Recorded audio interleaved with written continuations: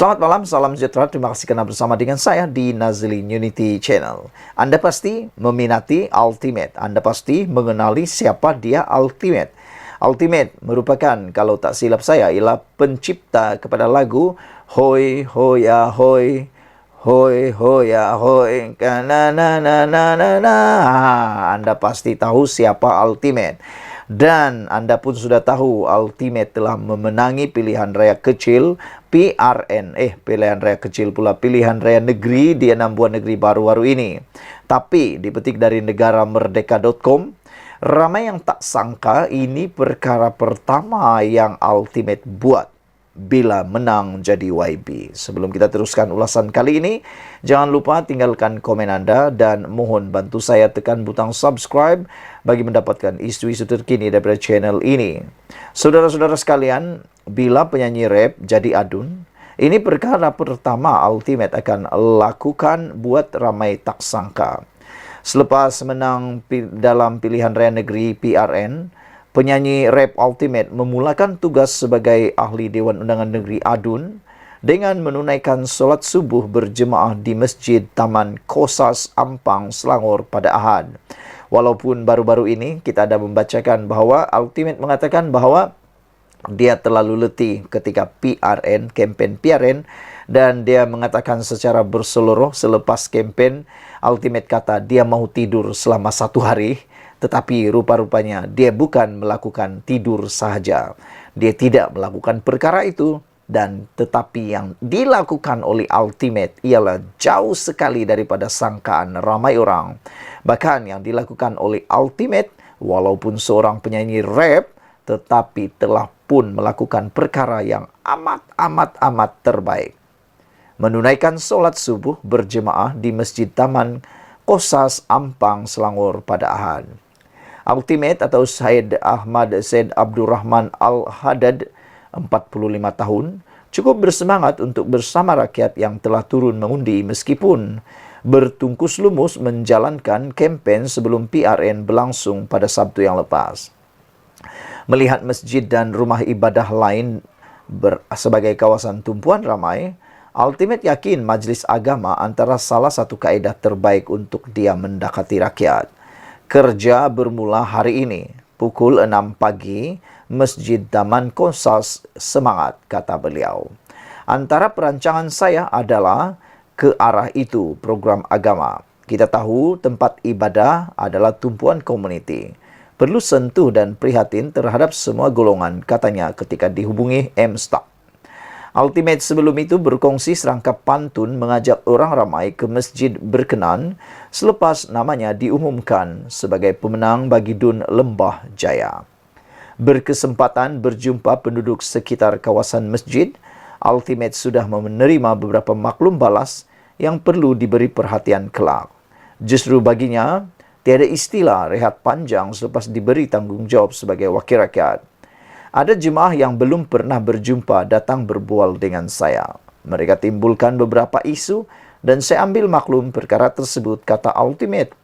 Apapun kena tunggu upacara angkat sumpah dahulu untuk teruskan kerja. Selangor pun masih cuti umum Isnin, ujarnya lagi. Syukur atas kemenangan sebagai adun, penyanyi lagu Amboy ini juga sedar namanya kini terus menjadi perhatian dalam arena politik. Syukur dan teruja dengan tugas yang diberikan ini. Sekarang tugas saya lebih besar dan perlu lakukan dengan betul. Saya sedia menjalankan tanggung jawab ini, jelasnya. Dalam PRN kali ini, Ultimate bertanding menentang calon Perikatan Nasional PN, Syarifah Haszia Said Arifin. Ultimate mendapat undian sebanyak 26.172 undi dengan majoriti sebanyak 6.320. Manakala Syarifah Haszia mendapat 19.852 undi. Sekian dulu untuk kali ini. Jangan lupa tinggalkan komen Anda untuk perbuatan Ultimate yang benar-benar di luar jangkaan semua orang ini. Saya sendiri terkejut dengan apa yang dilakukan oleh penyanyi rap yang terkenal ini, yaitu Ultimate. Meskipun letih dengan kempen, penat dengan kempen dan baru saja menang, Ultimate telah memulakan kerjaya beliau dan memulakan tugas bukan ke pasar malam, bukan ke pusat-pusat rekreasi, tetapi telah dengan menunaikan solat subuh berjemaah di Masjid Taman Konsas, Ampang, Selangor pada Ahad. Sekian dulu untuk kali ini. Jangan lupa tinggalkan komen Anda, tekan butang subscribe. Kita jumpa lagi. Bye-bye. Selamat pagi, salam sejahtera. Terima kasih karena menonton channel Nazilin Unity. Habislah anak menantu Muhyiddin atau habislah menantu Muhyiddin, kata netizen ketika membacakan laporan daripada My Metro ini. Saya tertanya-tanya, apa yang menyebabkan netizen menulis komen seperti itu? Rupa-rupanya inilah keputusan yang paling menakutkan. Menantu Muhyiddin akhirnya dikeluarkan oleh pihak berkuasa Malaysia, yaitu notis merah Interpol. Polis terima permohonan SPRM, ianya berkaitan dengan menantu Muhyiddin. Polis Diraja Malaysia PDRM sudah menerima permohonan daripada SPRM Malaysia bagi memohon notis merah Polis Antarabangsa Interpol terhadap menantu Tan Sri Muhyiddin Yassin. Dipetik daripada My Metro hari ini. Ketua Polis Negara Tan Sri Razarudin Hussein berkata, permohonan itu diterima secara lisan daripada SPRM dan polis akan bekerjasama. Jika ada maklumat berkaitan perkara ini, kita akan serahkan kepada pihak SPRM, katanya pada sidang media selepas majlis serah terima tugas pengarah Jabatan Siasatan Jenayah JSJ Bukit Aman di sini hari ini. Harian Metro sebelum ini melaporkan Polis Diraja Malaysia PDRM dan Suruhanjaya Pencegahan Rasuah Malaysia SPRM akan bekerjasama bagi permohonan notis merah Polis Antarabangsa Interpol terhadap menantu Tan Sri Muhyiddin Yassin. SPRM sebelum ini dilaporkan akan memohon notis merah Interpol terhadap menantu Muhyiddin dan seorang lagi individu yang dipercayai melarikan diri dalam kes penyelewengan projek pendaftaran, pengambil alihan dan penyimpanan biometrik pekerja asing bagi sesebuah kementerian. Ketua Pesuruhjaya SPRM Tan Sri Azam Baki dilaporkan sebagai berkata, permohonan itu akan dilakukan dengan bantuan PDRM dalam masa terdekat. Individu pertama yang dicari SPRM ialah Muhammad Adlan Berhan, 48 tahun, dengan alamat terakhir di Lot 65 Sunway Kiara Hills, Jalan 32/70E, Desa Seri Hartamas, Manakala. Seorang peguam Mansur Saad, 69 tahun, beralamat terakhir di 5 Jalan SS19/1C, Subang Jaya, Selangor. Bagaimanapun, Muhammad Adlan dalam satu kenyataan melalui peguam, Datuk Baljit Singh Sidhu, menafikan beliau lari daripada pihak berkuasa dan menyatakan akan pulang ke tanah air bagi membantu siasatan. Namun demikian, saudara-saudara sekalian, apa yang telah pun dinyatakan oleh SPRM melalui Azam Baki baru-baru ini ialah apabila Azam Baki berkata jangan beri alasan, cepat pulang ke Malaysia. Itu adalah gesaan daripada SPRM kepada menantu Muhyiddin Yassin. Kalau dah nak pulang, pulanglah cepat-cepat. Beri kerjasama, kata SPRM. Ini menimbulkan satu tanda tanya daripada netizen yang menyatakan, mengapa terlalu lama untuk pulang ke Malaysia? Kalau orang lain pasti mereka akan segera pulang ke Malaysia. Tapi kenapa menantu Muhyiddin lama sangat, degil sangat, keras sangat, apa lagi ya, nak balik ke Malaysia? Memang betul dia mungkin akan mau balik ke Malaysia, tapi kenapa terlalu lambat, kata mereka? Adakah sesuatu yang mau ditunggu ataupun adakah sesuatu yang mau disembunyikan, kata netizen lagi. Sekian dulu untuk kali ini. Jangan lupa tinggalkan komen Anda, tekan butang subscribe. Kita jumpa lagi. Bye-bye. Selamat malam, salam sejahtera. Terima kasih karena bersama dengan saya di Nazilin Unity Channel. Sejak Anwar Ibrahim menjadi Perdana Menteri kita, begitu banyak tangkapan yang dilakukan oleh SPRM. Dan memang Anwar Ibrahim telah pun mengisytiharkan perang terhadap penggiat-penggiat rasuah yang suka makan duit, yang suka sakau di sana sini. Itu sebab ramai yang tak suka dengan Anwar Ibrahim, sebab mereka terganggu melakukan aktiviti sakau mereka. Terkini, SPRM menangkap 2 orang termasuk penguatkuasa di Selangor dan Pahang. Ini pastinya mengejutkan kita semua. Beberapa hari selepas keputusan PRN diumumkan, masih lagi ada yang melakukan rasuah dan telah pun ditahan oleh SPRM. Ini satu perkara yang memang agak mengejutkan kita, tetapi membanggakan kita kerana SPRM di bawah pentadbiran Anwar Ibrahim bekerja dengan luar biasa dan juga amat efektif dan dinamik serta proaktif. SPRM menahan 2 orang termasuk penguatkuasa di Selangor dan Pahang. 2 ditahan Suruhanjaya Pencegahan Rasuah SPRM selepas disyaki menerima rasuah RM105,000 berkaitan kes surat jaminan kemasukan warga asing ke Malaysia tengah hari tadi.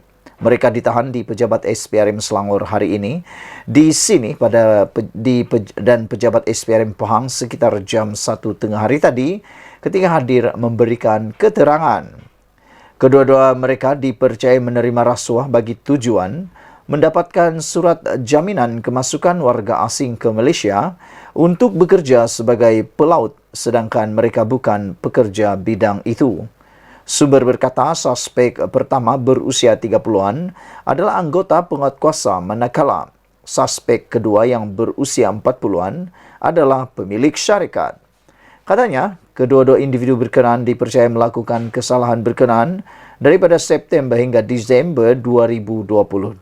Sementara itu, pengarah SPRM Selangor, Datuk Alia Salim, ketika dihubungi mengesahkan penahanan itu, katanya, kes disiasat mengikut Seksyen 17 dalam kurungan E dan 17 dalam kurungan B Akta SPRM 2009. Katanya, kedua-dua suspek akan dibawa ke Mahkamah Magistrat di sini esok untuk permohonan reman. Saudara-saudara sekalian, ini memang mengejutkan kita kerana perkara ini betul-betul satu perkara yang kita sebenarnya suka kerana SPRM makin hari makin menakutkan. Sebenarnya kalau SPRM lebih menakutkan, itu perkara yang amat positif. Makin menakutkan itu perkara yang positif. Saudara-saudara sekalian, kita ucapkan tahniah kerana SPRM juga pada 25 Julai yang lepas, telah pun menahan 2 lelaki dalam siasatan bekalan mangsa banjir di Selangor. Betapa jahatnya orang-orang ini, kerana bekalan mangsa banjir pun disakau juga. Suruhanjaya Pencegahan Rasuah Malaysia SPRM menahan 2 lelaki kerana disyaki terbabit dalam pembekalan barangan keperluan mangsa banjir yang membabitkan nilai projek berjumlah kira-kira RM900,000. Kedua-dua yang berusia 30-an ditahan kira-kira jam 2.30 petang tadi di pejabat SPRM Selangor ketika diminta hadir untuk memberikan keterangan. Difahamkan, suspek pertama ialah bekas pengurus operasi sebuah yayasan dan didakwa menyalahgunakan jawatannya untuk mengesyorkan syarikat milik suspek kedua yang mempunyai hubungan persaudaraan dengannya. Ia adalah bagi membekalkan barangan keperluan mangsa banjir pada tahun lalu. Sementara itu, pengarah SPRM Selangor, Datuk Alia Salim, ketika dihubungi mengesahkan penahanan itu dan berkata, kes disiasat mengikut Seksyen 23 Akta SPRM 2009. Katanya, kedua-dua suspek akan dibawa ke Mahkamah Magistrat Shah Alam pada jam 9 pagi esok untuk tujuan permohonan reman. Berita ini dipetik daripada BH Online bertarikh 25 Julai 2023. Saudara-saudara sekalian, apa pendapat anda dengan kehebatan dan juga ketajaman SPRM sekarang ini menahan semua pesalah-pesalah, pesakau-pesakau dan orang-orang yang suka dengan perbuatan penyalahgunaan kuasa penyelewengan? Bagi saya berbangga mempunyai SPRM seperti ini. Sekian dulu untuk kali ini. Jangan lupa tinggalkan komen anda, tekan butang subscribe. Kita jumpa lagi. Bye-bye. Salam sejahtera. Ini berita buruk untuk Muhyiddin dan pengikut Muhyiddin, juga penyokong Muhyiddin, dipetik daripada sabudinhusin.com. Muhyiddin belum boleh tidur lena. Rasa gembira Muhyiddin Yassin dan para penyokongnya atas keputusan Mahkamah Tinggi yang melepas dan membebaskan bekas Perdana Menteri itu daripada 4 pertuduhan salah guna kuasa nampaknya tidak bertahan lama. Ini berikutan pejabat peguam negara dengan segera telah memfailkan rayuan ke Mahkamah Rayuan berhubung keputusan tersebut petang tadi. Maknanya, masih ada kemungkinan kes tersebut dibicarakan jika rayuan itu diterima di peringkat Mahkamah Rayuan. Jadi, sabar dulu dan jangan terlalu awal untuk bergembira dengan mengaitkan keputusan Mahkamah Tinggi itu sebagai bukti pertuduhan yang dibuat atau adalah bermotifkan politik. Hakikatnya, keputusan Mahkamah Tinggi itu adalah bukti bahawa Perdana Menteri atau pihak eksekutif di Putrajaya tidak campur tangan sama sekali dalam urusan mahkamah. Awal hari ini, Mahkamah Tinggi Kuala Lumpur membenarkan permohonan pengerusi Perikatan Nasional itu untuk membatalkan 4 pertuduhan salah guna kuasa berkaitan dana wibawa berjumlah RM232.5 juta yang diterima bersatu atas alasan pertuduhan itu tidak jelas dan melanggar keperluan kanun tata cara jenayah. Dengan itu, Muhyiddin telah dilepas dan dibebaskan daripada 4 pertuduhan terhadapnya. Selain rayuan telah difailkan, kepada yang mungkin terlupa, Muhyiddin juga masih lagi ada 3 kes di bawah AMLA yang perlu dihadapinya. Peguam Negara Idrus Harun berkata, keputusan Mahkamah Tinggi hanya membabitkan 4 pertuduhan bagi kesalahan mengikut Seksyen 23 Akta SPRM 2009 sahaja. Katanya 3 lagi pertuduhan di bawah Seksyen 4 dalam kurungan 1 Akta Pencegahan Penggubahan Wang Haram, Pencegahan Pembiayaan Keganasan dan Hasil daripada Aktiviti Haram 2001 yang dihadapi Muhyiddin masih lagi kekal. Dan tarikh sebutan di Mahkamah Session Kuala Lumpur adalah pada 19 September 2023 sebagaimana yang telah dijadual atau juga tidak berubah. Di samping itu, menantunya yang dicari SPRM dan kini telah dimasukkan dalam notis merah pihak polis untuk ditangkap turut merupakan satu lagi beban menunggu buat Muhyiddin. Ketua Polis Negara Razarudin Husin berkata PDRM akan bekerjasama dengan SPRM dalam isu berkaitan. Sekiranya ada maklumat tambahan, sama ada itu ada notis merah Interpol, saya akan memaklumkan kepada SPRM untuk tindakan selanjutnya, kata beliau lagi. Artinya sekarang ini jangankan nak tidur lena, nak senyum pun masih tak semudah biasa untuk Muhyiddin ukirkan pada wajahnya dengan sesuka hati. Masih banyak kemungkinan tak terduga bakal menerpa kehidupan Muhyiddin lagi. Dipetik daripada sabudinhusin.com, ditulis oleh Sabudin, bertarik daripada 5 Ogos tahun 2023. Saudara-saudara sekalian, apakah anda juga setuju dengan tulisan Sabudin ini bahawa Muhyiddin belum boleh tidur lena lagi memandangkan apa yang berlaku kemarin telah pun dirayu oleh pihak kerajaan ataupun peguam negara ke jabatan Mahkamah Rayuan. Sekian dulu untuk kali ini. Jangan lupa ikuti terus ulasan selepas ini.